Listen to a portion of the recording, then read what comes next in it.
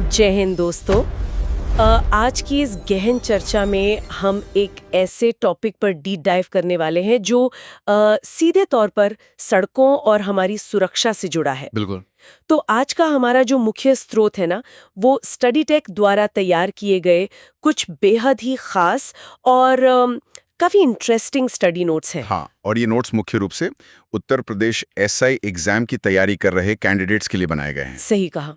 अब जाहिर सी बात है, जब तैयारी किसी पुलिस एग्जाम की हो रही हो, मेरा मतलब है यूपीएसआई जैसे एग्जाम की, तो क्लासेस और नोट्स की शुरुआत इसी तरह जय हिंद दोस्तों या कुछ ऐसे ही जोशीले शब्दों के साथ होती है। हाँ, ताकि उनका जोश बरकरार रहे। आखिर उन्हें आगे चलकर देश की कानून व्यवस्था जो संभालनी है। एग्जैक्टली। हालांकि हम यहाँ लगातार नारे तो नहीं लगाएंगे, पर इन नोट्स के अंदर जो मोटर व्हीकल एक्ट के कानूनी तथ्य छुपे हैं ना, और उन्हें याद रखने की जो मजेदार स्टडी टेक ट्रिक्स है, उनको जरूर डिकोड करेंगे। वही सबसे जरूरी हिस्सा है इसका। तो चलिए इसको थोड़ा विस्तार से समझते हैं। देखते हैं कि इन चित्राचित स्लाइड्स और ट्रिक्स के पीछे आखिर आम जनता की सुरक्षा का कौन सा बड़ा लक्ष्य छुपा है। इन नोट्स की सबसे अहम बात मुझे ये लगी कि ये कानून की लंबी चौड़ी धाराओं को सिर्फ रटने का बोझल तरीका नहीं अपनाते हैं। हाँ, मतलब विजुअल्स काफी स्ट्रॉन्ग हैं। बिल्कुल। एक भविष्य के पुलिस अधिकारी को सड़क पर डंडे के जोर पर नहीं, बल्कि कानून की एक गहरी समझ के साथ उतरना होता है। मोटर व्हीकल एक्ट के नियमों को अगर हम ध्यान से देखें तो इनका आधारभूत ढांचा सिर्फ सजा देने के लिए नहीं बना है। तो फिर किस लिए? ये दुर्घटनाओं को रोकने और जिंदगियां बचाने के लिए बनाया गया है। स्टडी टेक ने अपने नोट्स में विजुअल्स का बड़ा ही सटीक इस्तेमाल किया है, जो इस कठिन कानूनी भाषा को दिमाग में बसाने का काम करते हैं। मैं वही देख रही थी। अगर कानून के आधार से शुरुआत करें तो स्टडी टेक की पहली ही स्लाइड पर एक बड़ा ही प्रभावी माइंड मैप बनाया गया है। इसमें एक कैलेंडर के चित्र के साथ बताया गया है कि मोटर व्हीकल एक्ट 14 अक्टूबर 1988 को पारित हुआ था। और उसके ठीक नीचे एक घड़ी भी बनी है। हाँ, वो घड़ी दर्शाती है कि ये कानून 1 जुलाई 1989 को लागू हुआ, और वहीं पर एक शाही फरमान जैसे स्क्रोल पर लिखा है कि इसमें कुल 14 अध्याय और 217 धाराएं हैं। पर उस स्लाइड में एक और चित्र है जो सबसे ज्यादा ध्यान खींचता है। एक दिल का चित्र जिसमें धड़कन की एक लाइन और एक घड़ी बनी हुई है। सही पकड़ा। गोल्डन आवर या स्वर्णिम घंटा कहा जाता है।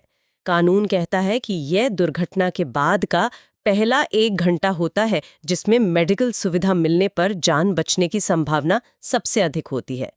ये मेडिकल टर्म है वैसे। हाँ, और इसे याद रखने के लिए नोट्स में जो ट्रिक दी गई है वो बड़ी मस्त है। उसमें लिखा है गोल्डन आवर मतलब जान बचाने का एक सुनहरा घंटा।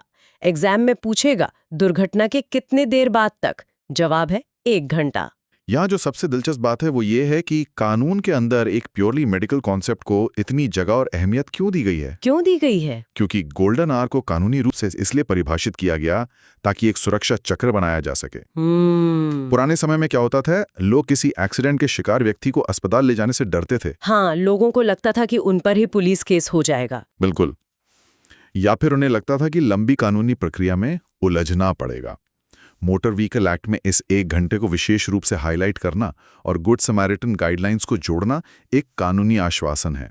मतलब कोई डर न रहे मदद करने में। हाँ, ये आश्वासन देता है कि आप बिना किसी डर के घायल को अस्पताल पहुंचाइए, पुलिस आपसे कोई क्रॉस क्वेश्चनिंग नहीं करेगी।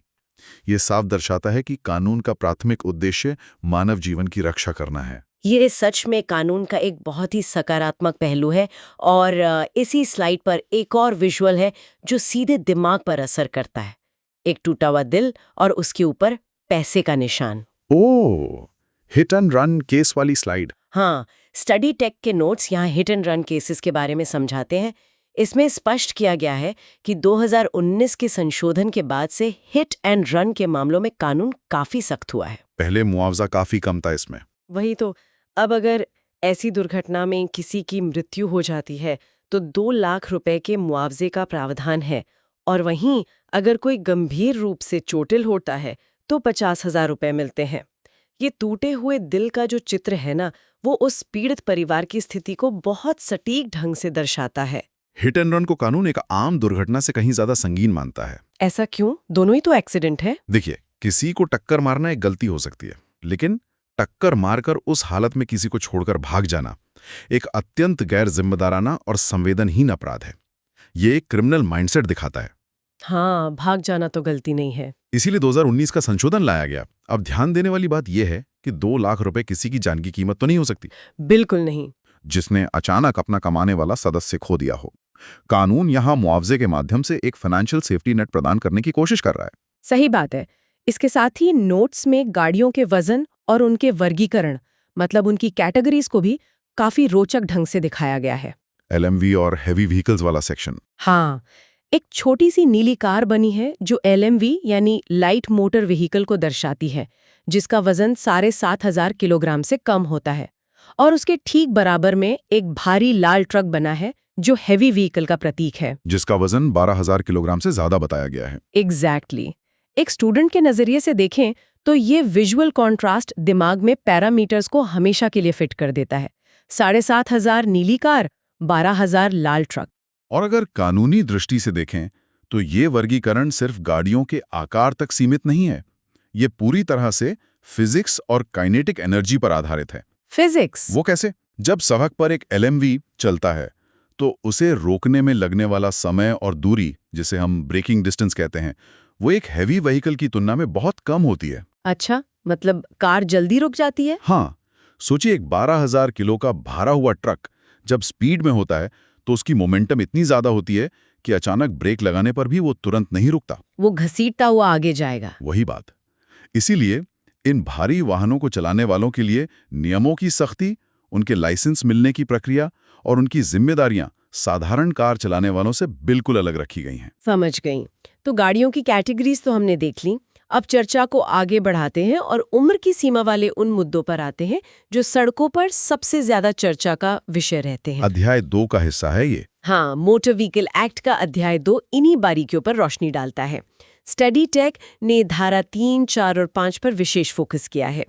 धारा 3 तो बिल्कुल सीधी बात कहती है कि सार्वजनिक स्थान पर बिना ड्राइविंग लाइसेंस के वाहन चलाना कानूनन जुर्म है। ये तो बेसिक रूल है। लेकिन असली बारीकियां आती हैं धारा 4 में, जहां आयु सीमा तय की गई है। नोट्स में जो क्यूट कार्टून्स बनाए गए वो उसको बहुत आसान बना देते हैं। कार्टून्स कैसे हैं? एक 16 साल का बच्चा बिना गियर वाली स्कूटी पर है, जिसका मतलब है कि इस उम्र में सिर्फ 50 सीसी तक की बिना गियर वाली मोटरसाइकिल चलाई जा सकती है। फिर एक 18 साल का युवक कार के साथ है, यानी आप 18 की आयु में सामान्य वाहन चला सकते हैं। और कमर्शियल के लिए? उसके लिए एक 20 साल का व्यक्ति बड़े कमर्शियल ट्रक के सामने खड़ा दिखाया है, जो बताता है कि ट्रांसपोर्ट वाहन चलाने के लिए कम से कम आयु 20 वर्ष होनी अनिवार्य है। इन आयु सीमाओं के पीछे दरअसल व्यक्ति के अनुभव और उसकी मैच्योरिटी का आकलन छिपा है। मैच्योरिटी का बड़ा रोल है इसमें। बिल्कुल। 16 साल के किशोर को सिर्फ 50 सीसी की गाड़ी की इजाजत इसलिए दी जाती है ताकि वो सड़क के माहौल को समझना शुरू करे बिना किसी खतरनाक स्पीड के। वहीं ट्रांसपोर्ट वाहन चलाने की उम्र 20 साल रखना ये दर्शाता है कि कमर्शियल गाड़ियां चलाने के लिए निजी वाहन चलाने के अनुभव के साथ साथ एक बेहतर मानसिक संतुलन चाहिए, जिनका मोमेंटम बहुत ज्यादा होता है, जैसा आपने अभी समझाया था। हाँ, उन हैवी व्हीकल्स को कंट्रोल करने के लिए मैच्योरिटी चाहिए। अब इन धाराओं को दिमाग में बैठाने के लिए स्टडी टेक की जो ट्रिक है वो सुनिए, बड़ी मजेदार है। सुनाइए। एक जादुई टोपी के चित्र के साथ वहां लिखा है 3 में बोला लाइसेंस लो, 4 में बोला उम्र परखो और 5 में मालिक को बोला कि बच्चों के हाथ में चाबी मत दो। वाह। एक और लाइन है उम्र याद रखने की। 4 में बोला उम्र आया, क्या चाहिए, 16 साल के हो तो सिर्फ 50 सीसी की स्कूटी चलाओगे।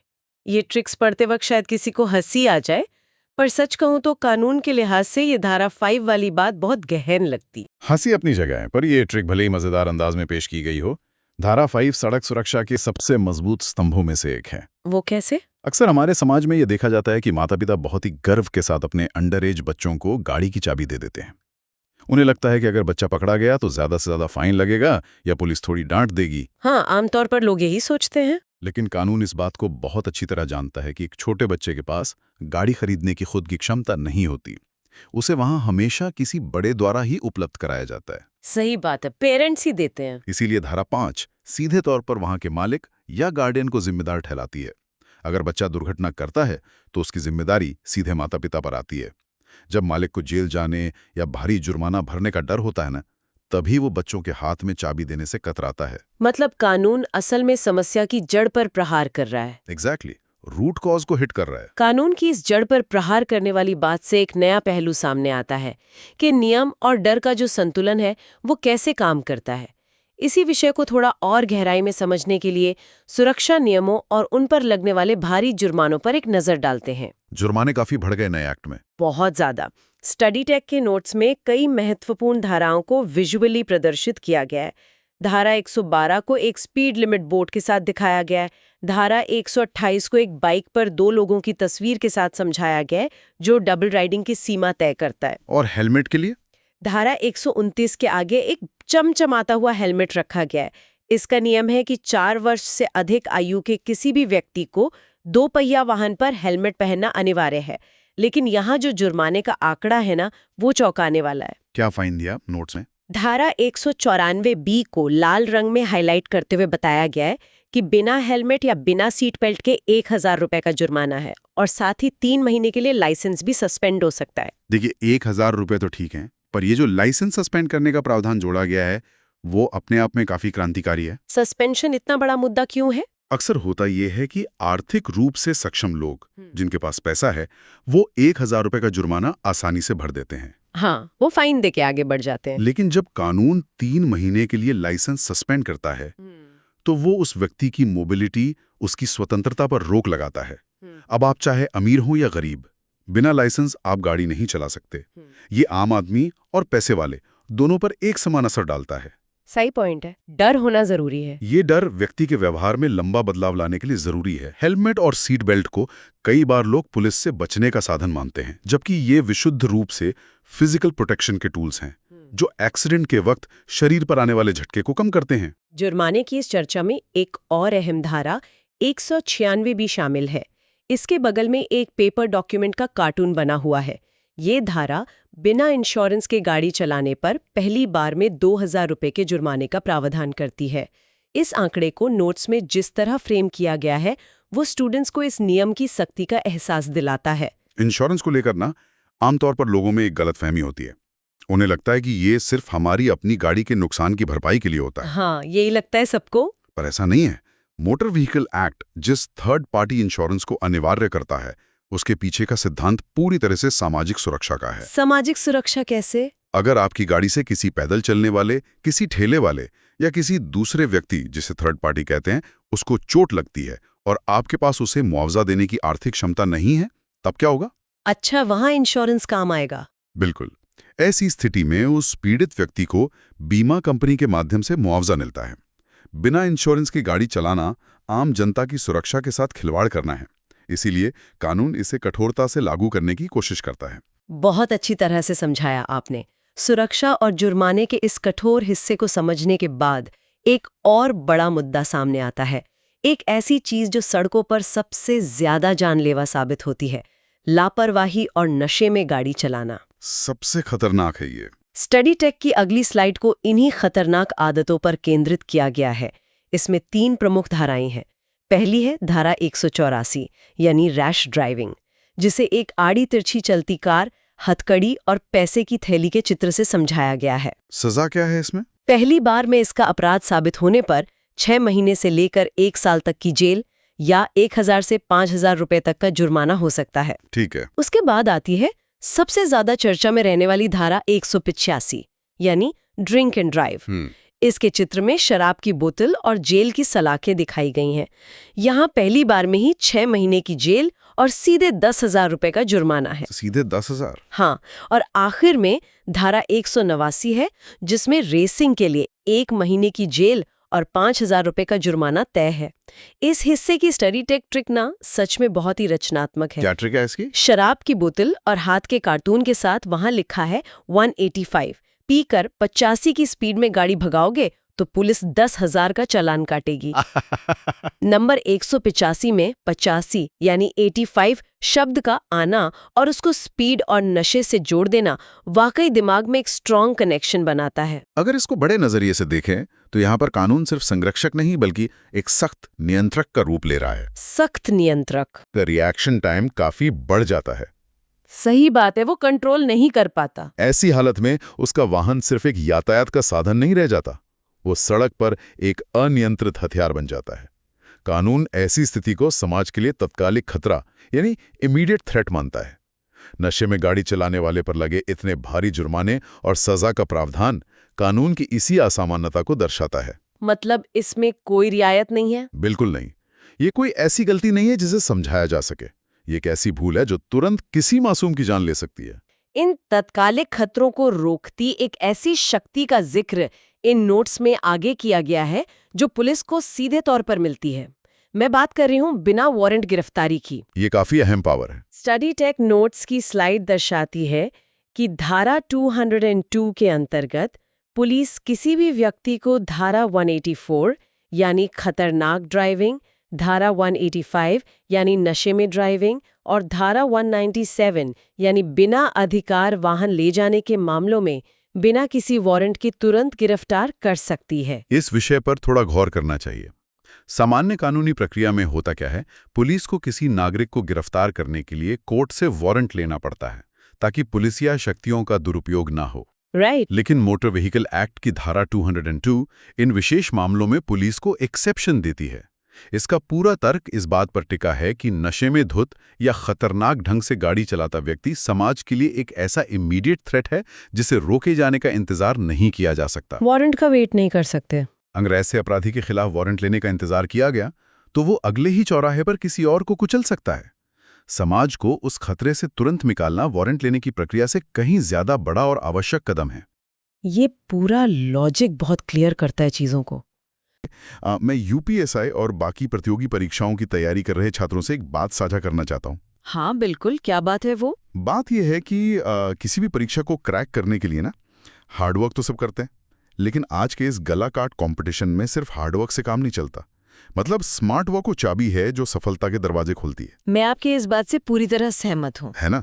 क्योंकि सफलता कभी भी मोटी मोटी किताबों को बस रटने से नहीं मिलती, बल्कि मुश्किल कॉन्सेप्ट्स को सही ट्रिक्स के साथ दिमाग में फिट करने से मिलती है। एकदम सही कहा आपने। जब हम किसी भारी भरकम और बोरिंग विषय को एक विजुअल तरीके से समझते हैं ना, तो वो दिमाग में हमेशा के लिए छप जाता है। बिल्कुल छप जाता है। क्योंकि परीक्षा हॉल के उस भारी दबाव में रटा हुआ ज्ञान अक्सर धोखा दे जाता है। लेकिन अगर आपने कॉन्सेप्ट को समझा है और दिमागी ट्रिक्स का इस्तेमाल किया है तो वो हमेशा साथ निभाती हैं। और इसीलिए दोस्तों, आज के इस डीप डाइव का हमारा मिशन बहुत ही खास है।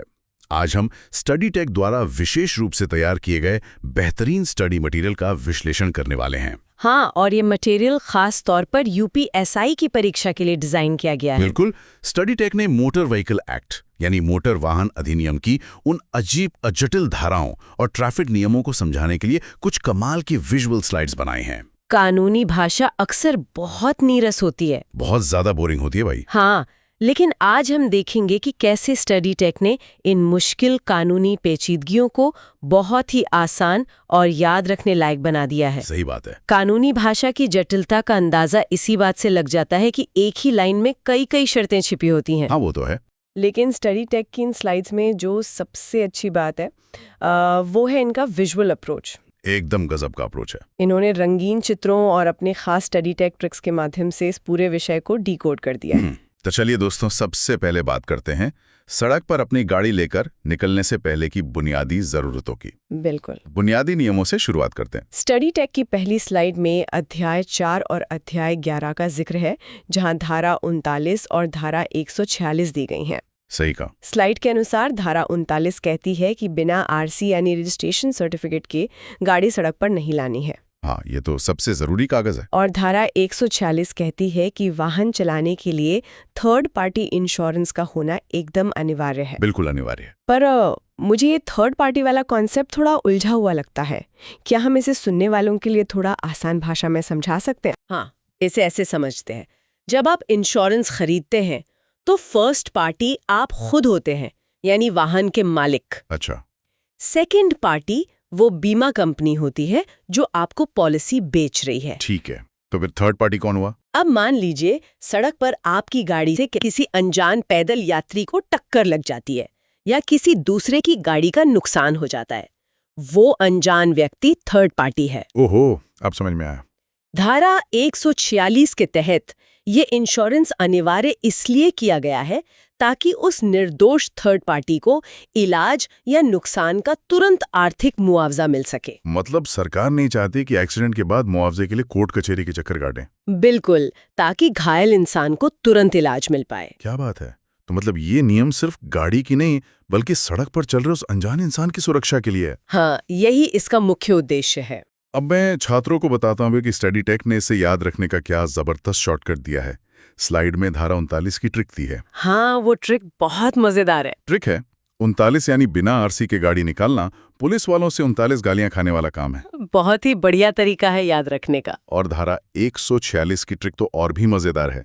146 यानी अगर एक्सीडेंट हुआ तो एक आदमी के 4 टुकड़े हो सकते हैं। बाप रे। इसलिए अस्पताल का खर्च उठाने के लिए इंश्योरेंस 146 कराकर रखो। मतलब हंसते हंसते धाराएं याद हो गई। ये निमोनिक्स काम बहुत अच्छे से करते हैं क्योंकि ये हमारे दिमाग के उस हिस्से को ट्रिगर करते हैं जो अजीब चीजों को जल्दी याद रखता है। एकदम सही बात है। अब अगर हम गाड़ी के कागजात से आगे बढ़कर ट्रैफिक कंट्रोल और नियमों की बात करें जो अध्याय 8 में आते हैं। हाँ, अध्याय 8। तो स्टडी टेक की अगली स्लाइड में धारा 112, 113 और 129 को बहुत खूबसूरती से समझाया गया है। मैंने देखा वो स्लाइड। धारा 112 स्पीड लिमिट तय करती है, धारा 113 ओवरलोडिंग से जुड़ी है और धारा 129 हेलमेट पहनने के नियम बताती है। हाँ, और मैंने स्लाइड में एक बहुत ही हैरान करने वाला तथ्य देखा। कौन सा तथ्य? इसमें लिखा है कि 4 वर्ष से अधिक उम्र के हर व्यक्ति को बाइक पर हेलमेट पहनना अनिवार्य है। हाँ, ये नियम अब काफी सख्त हो गया है। मुझे लगता था कि बच्चों के लिए ऐसा कोई सख्त नियम नहीं है। हाँ, हालांकि सिखों को पगड़ी पहनने पर इस नियम से छूट दी गई है। हाँ, वो छूट तो है। लेकिन 4 साल के बच्चे के लिए हेलमेट अनिवार्य होना काफी बड़ी बात है। इस नियम के पीछे एक बहुत ही गंभीर वजह है। जब कोई गाड़ी दुर्घटनाग्रस्त होती है तो उसका प्रभाव उस गाड़ी की गति और उसके वजन पर निर्भर करता है। यानी फिजिक्स के नियमों पर? बिल्कुल, मास और वेलोसिटी के सिद्धांत पर। बच्चों की गर्दन की मांसपेशियां और खोपड़ी वयस्कों की तुलना में बहुत नाजुक होती हैं। हाँ, ये तो है। एक मामूली सी टक्कर भी उनके लिए जानलेवा साबित हो सकती है। इसलिए कानून बच्चों की सुरक्षा को लेकर इतना संवेदनशील हो चुका है। बहुत जरूरी कदम है यह। वहीं धारा 113 के तहत ओवरलोडिंग को इसलिए रोका जाता है क्योंकि क्षमता से अधिक वजन होने पर गाड़ी का मोमेंटम इतना बढ़ जाता है कि अचानक ब्रेक लगाने पर वह समय पर नहीं रुकती और शायद टायर फटने का खतरा भी बढ़ जाता होगा। कई गुना बढ़ जाता है। यानी ये नियम हमें परेशान करने के लिए नहीं बल्कि फिजिक्स के नियमों से बचाने के लिए बने हैं। बिल्कुल सही पकड़ा आपने। और दोस्तों, इस स्पीड लिमिट वाली धारा 112 को याद रखने की स्टडी टेक ट्रिक सुनिए। हाँ, ये वाली ट्रिक भी कमाल की है। हम सब जानते हैं कि 112 पुलिस का इमरजेंसी नंबर है। तो अगर आपने सड़क पर तय की गई स्पीड लिमिट से ज्यादा स्पीड भगाई तो 112 वाले पुलिसकर्मी आपके पीछे सायरन बजाते हुए पड़ जाएंगे। बहुत ही स्मार्ट कनेक्शन है ये। सीने छूट जाते हैं। अरे पूछिए मत। चलिए देखते हैं जब कटती है भारी पर्ची तो कौन कौन सी धाराएं लगती हैं। चलिए देखते हैं। स्टडी टेक की तीसरी और चौथी स्लाइड में 2019 के मोटर व्हीकल अमेंडमेंट के बाद तय किए गए भारी भरकम जुर्मानों की लिस्ट है। और ये जुर्माने काफी बढ़ा दिए गए हैं। मैं इसमें से कुछ सबसे आम गलतियों की बात करता हूं। जैसे धारा 181 जिसके तहत बिना ड्राइविंग लाइसेंस के गाड़ी चलाने पर सीधे 5,000 का जुर्माना है। सीधे 5,000। और धारा 185 जो नशे में गाड़ी चलाने पर सीधे 6 महीने की जेल भेज सकती है। सोचने समझने की क्षमता खो चुका होता है। बिल्कुल खो देता है। लेकिन इसमें एक धारा 180 भी है जो बहुत ही दिलचस्प है और समाज के लिए एक बड़ा सबक भी है। अच्छा, वो कौन सी है? इसके तहत अगर किसी नाबालिग को गाड़ी चलाने दी गई तो गाड़ी के मालिक या अभिभावक को 3 महीने की जेल हो सकती है। रुको आपको, मतलब अगर एक 16 साल का लड़का जोश जोश में अपने पिता की बाइक सड़क पर निकाल देता है और पकड़ा जाता है, हाँ, तो उसके पिता को 3 महीने के लिए जेल जाना पड़ेगा। बाप रे, ये तो बहुत ही सख्त नियम है। बिल्कुल, और इसके पीछे की कानूनी सोच ये है कि एक नाबालिग के पास सड़क की परिस्थितियों को समझने की मैच्योरिटी नहीं होती। वो तो है, बच्चे तो बच्चे ही होते हैं ना। कानून ये मानता है कि चाबी की जिम्मेदारी पूरी तरह से वाहन मालिक की है। ये समाज और माता पिता के लिए एक स्पष्ट संदेश है कि वाहन कोई खिलौना नहीं है। सही बात है। अगर आप अपने बच्चे को बिना लाइसेंस गाड़ी की चाबी दे रहे हैं तो आप उसे और सड़क पर चल रहे बाकी लोगों को खतरे में डाल रहे हैं और इसकी सजा सीधे आपको भुगतनी होगी। दोस्तों, इस चालान सीरीज में 2 धाराएं ऐसी भी हैं जिनके चालान सबसे महंगे पड़ते हैं। हाँ, वो 2 धाराएं बहुत अहम हैं। पहली है धारा 194D यानी बिना हेलमेट गाड़ी चलाना। जिसमें 1000 का जुर्माना है और साथ ही 3 महीने के लिए आपका ड्राइविंग लाइसेंस सस्पेंड हो जाता है। 3 महीने के लिए सस्पेंड होना बहुत बड़ी बात है। और दूसरी है धारा 194E, एम्बुलेंस या फायर ब्रिगेड जैसे आपातकालीन वाहनों को रास्ता न देना। इसका जुर्माना सुनकर छात्रों आपके होश उड़ जाएंगे, पूरे 10,000 रुपए। एम्बुलेंस को रास्ता न देने पर 10,000 का जुर्माना ये साबित करता है कि सड़क पर किसी की जान बचाना सबसे बड़ी प्राथमिकता होनी चाहिए। बिल्कुल होनी चाहिए। भारत में हर साल हजारों लोग सिर्फ इसलिए अस्पताल पहुंचने से पहले दम तोड़ देते हैं क्योंकि एम्बुलेंस ट्रैफिक में फंसी रह जाती है। बहुत ही दुखद सच्चाई है। और इन मुश्किल धाराओं को याद कैसे रखें, इसके लिए स्टडी टेक की जो ट्रिक है वो आप कभी नहीं भूलेंगे। चलिए सुनते हैं ट्रिक्स। धारा 181 के लिए ट्रिक है, 181 में एक भी लाइसेंस नहीं था तो 5,000 कटे। एक भी नहीं था, बढ़िया। धारा 194D के लिए ट्रिक है, 194D में डी से होता है दिमाग, यानी आपका सर। अगर दिमाग को बचाने के लिए हेलमेट नहीं है तो 1000 भरिए और 3 महीने घर बैठिए। डी से दिमाग, ये अच्छा विजुअल लिंक है। और 194E के लिए ट्रिक, 194E में ई का मतलब है इमरजेंसी। अगर इमरजेंसी को रोका तो 10,000 का फटका। ये विजुअल लिंक्स परीक्षा के समय बहुत काम आते हैं। एकदम काम आते हैं। अब जुर्मानों की बात हो ही रही है तो एक और अहम शक्ति की बात करते हैं जो पुलिस के पास होती है। कौन सी शक्ति? वाहन जब्त करने की शक्ति, जिसे इम्पाउंडिंग ऑफ व्हीकल कहते हैं, जिसका जिक्र धारा 207 में है। धारा 207। हाँ, ये कोई साधारण चालान नहीं है। वाहन जब्त करना मतलब क्या पुलिस सच में सड़क से मेरी गाड़ी उठा के ले जा सकती है? सिर्फ चालान से काम नहीं चलेगा। ऐसा मुख्य रूप से तब होता है जब आपके पास धारा 3 के तहत ड्राइविंग लाइसेंस ना हो, धारा 39 के तहत गाड़ी की आरसी ना हो, अच्छा, या वाहन चलाने वाला कम उम्र का हो, या कोई कमर्शियल गाड़ी बिना परमिट के चल रही हो। समझ गया। सोचिए अगर किसी के पास ड्राइविंग लाइसेंस ही नहीं है और पुलिस सिर्फ 5,000 का चालान काट कर उसे आगे गाड़ी चलाने की अनुमति दे दे, तो वो फिर से एक्सीडेंट कर सकता है। बिल्कुल। क्या वो सड़क पर अन्य लोगों के लिए खतरा नहीं होगा? 100% खतरा होगा। इसलिए धारा 207 के तहत पुलिस उस वाहन को सड़क से हटाकर सीधा जब्त कर लेती है ताकि खतरा वहीं खत्म हो जाए। लॉजिक तो बिल्कुल सही है सरकार का। और इस खौफनाक धारा 207 को याद रखने की स्टडी टेक ट्रिक भी बड़ी शानदार है। वो टो ट्रक वाली ट्रिक है ना? जी हाँ, धारा 207 मतलब पुलिस का टो ट्रक। अगर कागज पूरे नहीं है तो चालान नहीं, सीधा टो ट्रक आएगा और गाड़ी गई। मतलब 207 का नाम सुनते ही पुलिस के टो ट्रक की तस्वीर दिमाग में छप जानी चाहिए। बिल्कुल छप जानी चाहिए। दोस्तों, टो ट्रक और चालान से बचना है तो सड़क के निशानों को समझना बहुत जरूरी है। हाँ, ये चिन्ह बहुत कुछ कहते हैं। सड़क किनारे लगे वो बोर्ड सिर्फ लोहे के टुकड़े नहीं होते, वो हमसे लगातार बात कर रहे होते हैं। स्टडी टेक की स्लाइड 5, 6 और 8 इसी बारे में है, आकारों का रहस्य यानी ट्रैफिक चिन्हों की भाषा। ट्रैफिक चिन्हों के इस हिस्से में मनोविज्ञान का बहुत गहरा दखल है। मनोविज्ञान का? वो कैसे? इन चिन्हों के आकार केवल डिजाइन या सुंदरता के लिए नहीं होते। इसके पीछे का विज्ञान यह है कि मानव मस्तिष्क रंगों और शब्दों को प्रोसेस करने से पहले आकारों को प्रोसेस करता है। अरे वाह, ये तो मुझे पता ही नहीं था। जब आप 80 या 100 की स्पीड पर गाड़ी चला रहे होते हैं तो आपके पास इतना समय नहीं होता कि आप बोर्ड पर लिखी इबारत को पढ़ें। हाँ, उतनी देर में तो गाड़ी आगे निकल जाएगी। इसीलिए आकारों का एक नियम बनाया गया है। अगर कोई चिन्ह गोल आकार में है तो वो आदेशात्मक है, यानी इसका पालन करना आपकी मजबूरी है। और न करने पर चालान कटेगा? बिल्कुल। अगर चिन्ह त्रिकोण में है तो वो सचेतक है, यह आपको आगे आने वाले खतरे जैसे तीखा मोड़ या स्कूल होने की चेतावनी देता है। और चौकोर वाले? और अगर चिन्ह आयत या चौकोर है तो वो सूचनात्मक है, वो केवल जानकारी दे रहा है, जैसे अस्पताल या दिशाएं। मनोविज्ञान का क्या गजब का उपयोग है। और हमारी स्टडी टेक ट्रिक भी कुछ कम नहीं है। बताइए ट्रिक।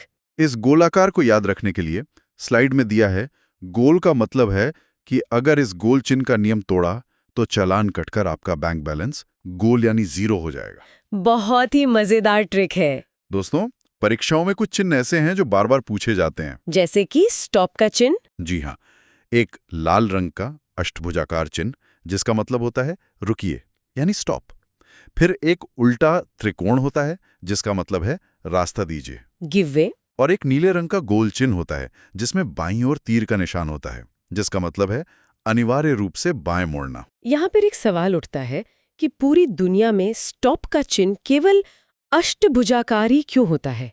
इसे गोल या चौकोर क्यों नहीं बनाया गया? हाँ, 8 कोने ही कि इसके पीछे एक बहुत ही व्यावहारिक कारण है।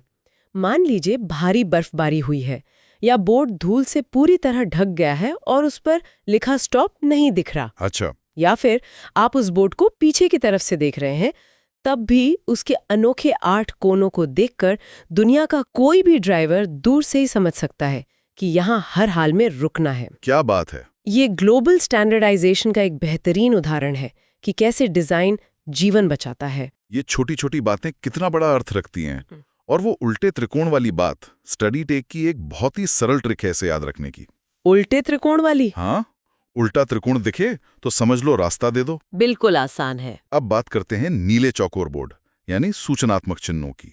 अगर चौकोर बोर्ड पर बड़ा सा पी लिखा है तो वो पार्किंग है। हाँ, पार्किंग के लिए पी। लेकिन मैंने स्लाइड में देखा कि अगर उस पी के नीचे एक साइकिल छपी है तो इसका स्पष्ट मतलब है कि वो केवल साइकिल पार्किंग है। गलती से भी अपनी कार वहां मत घुसा देना। बिल्कुल, ये सूचनात्मक बोर्ड आपकी सुविधा के लिए हैं। लेकिन इनमें भी कुछ बोर्ड ऐसे होते हैं जो आपातकालीन स्थिति में बहुत क्रिटिकल हो जाते हैं और छात्र अक्सर उन्हीं में कंफ्यूज होते हैं। और इसी कंफ्यूजन को दूर करने के लिए आ रही है मेरी सबसे फेवरेट स्टडी टेक ट्रिक। चलिए जल्दी से बता दीजिए छात्रों को। स्लाइड 8 में अस्पताल, प्राथमिक उपचार और विश्राम गृह के चिन्हों में अंतर बताया गया है। हाँ, ये तीनों बहुत एक जैसे लगते हैं। अक्सर लाल रंग का प्लस देखते ही हम मान लेते हैं कि सामने अस्पताल है, लेकिन ट्रिक सुनिए। ध्यान से सुनिएगा सब। हॉस्पिटल वाले चिन्ह में एक मरीज के लिए बेड और डॉक्टर यानी लाल प्लस का निशान दोनों छपे होते हैं। ठीक है, बेड और डॉक्टर दोनों। वहीं फर्स्ट एड के चिन्ह में सिर्फ डॉक्टर का लाल प्लस होता है, वहां बेड नहीं होता।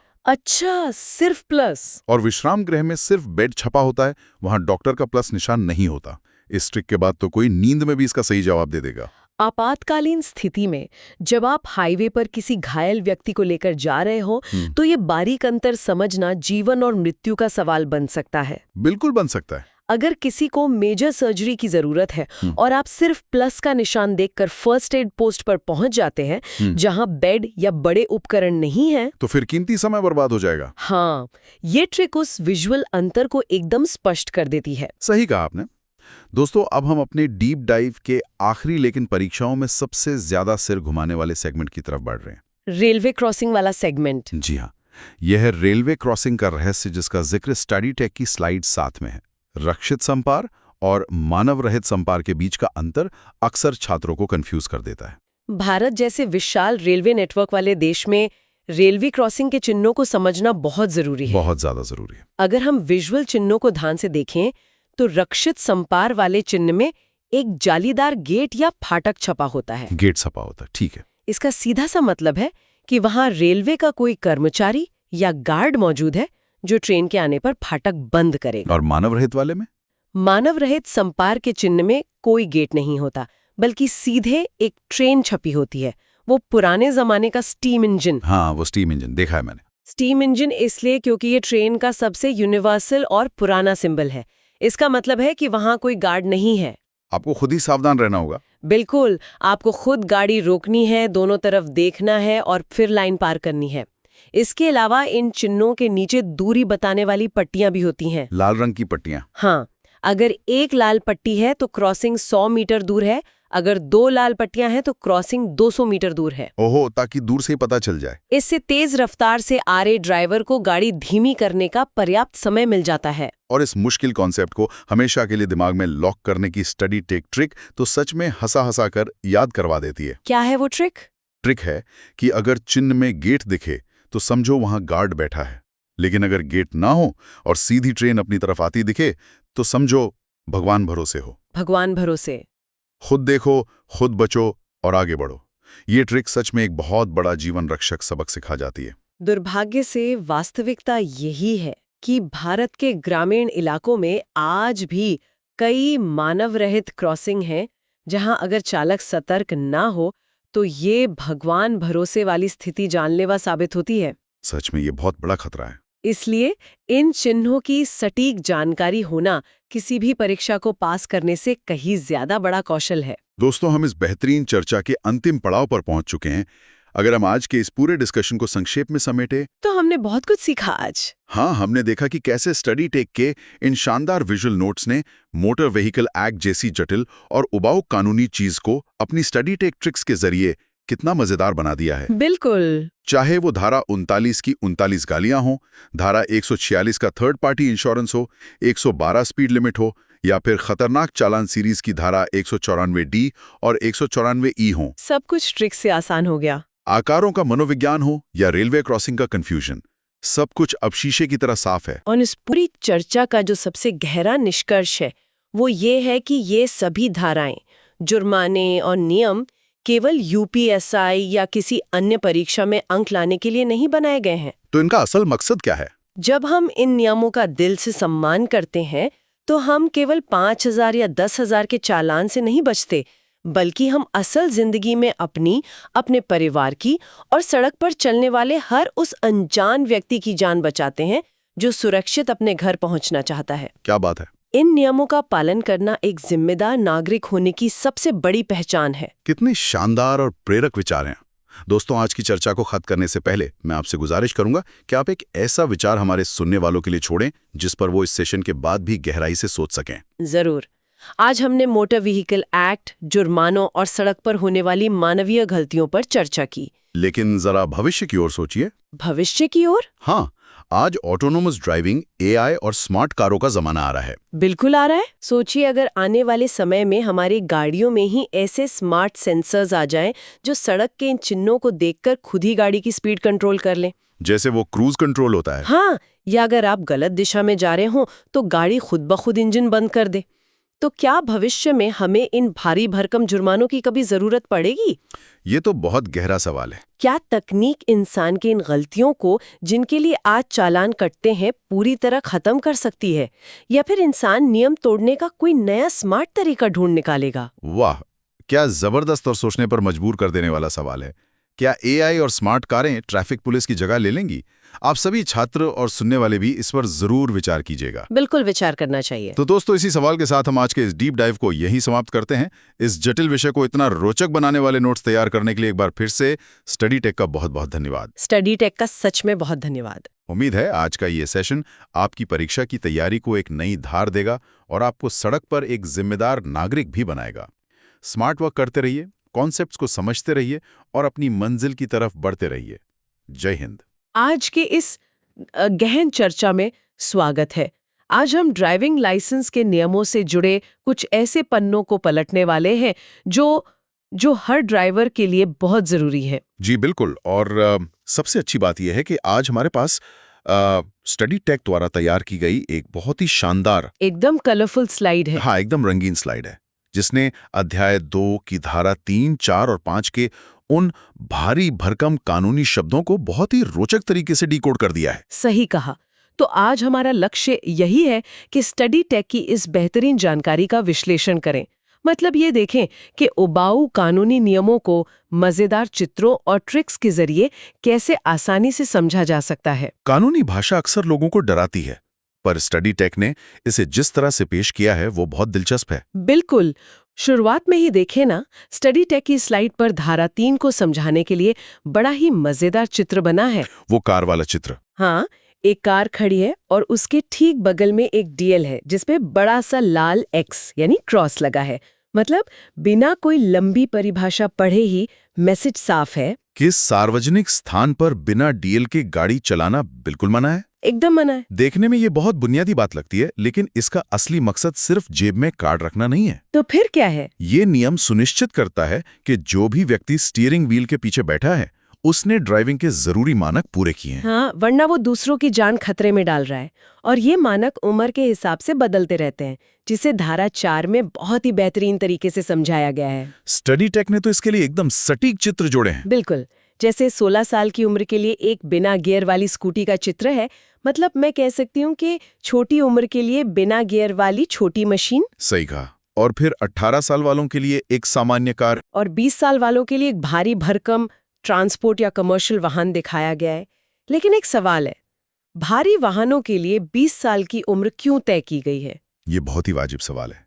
देखिए, कमर्शियल ट्रकों का वजन और आकार इतना विशाल होता है कि उन्हें संभालने के लिए एक अलग स्तर की मानसिक परिपक्वता चाहिए। जो शायद 18 साल में पूरी तरह नहीं होते। एकदम सही। इसीलिए वहां उम्र की सीमा बढ़ा दी गई है, ताकि सड़क पर वो परिपक्वता दिखे। पर असल में सड़क पर वो परिपक्वता अक्सर गायब दिखती है, खासकर जब कम उम्र के बच्चे गाड़ियां दौड़ाते नजर आते हैं। और यहीं पर धारा 5 की एंट्री होती है। हाँ, स्टडी टेक की स्लाइड का वो कार्टून, वो मुझे बहुत फनी लगा। जिसमें एक शख्स बच्चों को चाबी पकड़ा रहा है और पास खड़ा पुलिस वाला एकदम सख्ती से चिल्लाकर नो कह रहा है। देखकर हंसी आती है, लेकिन ये कार्टून असल में बहुत गहरा मैसेज दे रहा है। बिल्कुल दे रहा है। ये कानूनी मालिक की जिम्मेदारी तय कर रहा है। कानून के अनुसार मालिक ऐसे किसी भी व्यक्ति को गाड़ी नहीं दे सकता जिसके पास डीएल ना हो या जिसकी उम्र कम हो। हाँ, अगर कोई अपनी गाड़ी किसी ऐसे व्यक्ति को सौंप गया है तो कानूनी चाबुक सीधे मालिक पर चलता है। ये बड़ों को उनकी जिम्मेदारी का एहसास दिलाने का तरीका है। वाह, इन कानूनी पेचीदगियों को तो हमने समझ लिया, पर स्टडी टेक की इस स्लाइड की सबसे जादुई चीज तो आखिर में है। वो जादूगर की टोपी वाला ग्राफिक। हाँ, वही जिसे मैं पूरी एक्साइटमेंट के साथ पढ़ना चाहूंगी। ये स्टडी टेक ट्रिक याद करने का सबसे मजेदार तरीका है। 3 में बोला लाइसेंस लो, 4 में बोला उम्र पार करो और 5 में मालिक को बोला कि बच्चों के हाथ में चाबी मत दो। ये ट्रिक बहुत असरदार है। हमारा दिमाग रूखे आंकड़ों के बजाय ऐसी तुकबंदियों को जल्दी पकड़ता है। सही बात है। स्टडी टेक की इस एक स्लाइड ने साबित कर दिया कि सही चित्रों और ट्रिक्स के साथ उबाऊ कानूनी धाराएं भी कितनी मजेदार हो सकती हैं। और सबसे बड़ी बात कि ये धाराएं सिर्फ याद करने के लिए नहीं है। बिल्कुल नहीं, ये तय करती हैं कि सड़क पर कौन, कब और कैसे सुरक्षित रूप से वाहन चला सकता है। ये नियम हमारी सुरक्षा की ढाल हैं। सहमत हूँ। जाते जाते एक विचार पर गौर करना बहुत जरूरी है।